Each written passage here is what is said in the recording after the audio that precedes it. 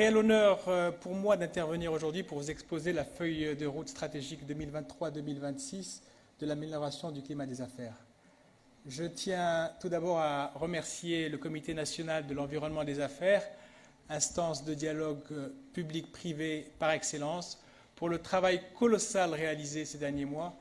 en étroite collaboration avec l'ensemble des parties prenantes, qu'elles soient publiques ou privées. Pour encourager l'émergence de cette nouvelle génération d'entrepreneurs et d'investisseurs, le gouvernement, en concertation avec tous ses partenaires, a élaboré une nouvelle feuille de route orientée vers les chantiers stratégiques du Royaume en matière d'amélioration de l'environnement des affaires. Cette feuille de route, pluriannuelle, est structurée autour de 3 piliers. Le premier pilier est relatif à la facilitation de l'acte d'investir et d'entreprendre à travers notamment le déploiement de l'ensemble des dispositifs de la nouvelle charte de l'investissement, la création d'entreprises par voie électronique, l'amélioration de l'accès au marché public, en particulier pour les TPME, la réduction des délais de paiement et le renforcement du cadre juridique associé, l'accélération de la digitalisation des procédures administratives ou encore la mise en place d'un observatoire de l'investissement et du climat des affaires.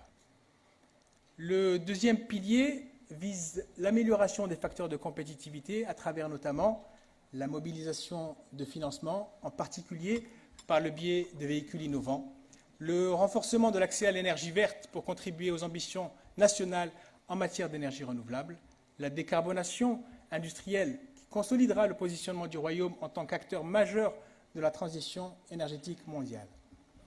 Également, l'amélioration de la visibilité du foncier mobilisable pour l'investissement productif ou encore la consolidation de la compétitivité logistique. Et enfin, un troisième pilier axé sur l'entrepreneuriat et l'innovation, à travers notamment la mise en place de dispositifs d'appui aux TPME et aux start-up pour soutenir et accompagner de manière spécifique chacune de ces catégories. Le renforcement de programmes de financement et d'accompagnement tels que Força, le développement d'incubateurs pour les entrepreneurs porteurs de projets innovants, la promotion de la culture entrepreneuriale afin de l'inscrire réellement dans l'ADN de notre jeunesse, ou encore le renforcement de la performance du capital humain pour consolider les compétences des femmes et des hommes qui font la richesse et l'avenir de notre pays. À ces 3 piliers de la feuille de route de l'amélioration du climat des affaires s'ajoute, Monsieur le chef du gouvernement l'a rappelé ce matin,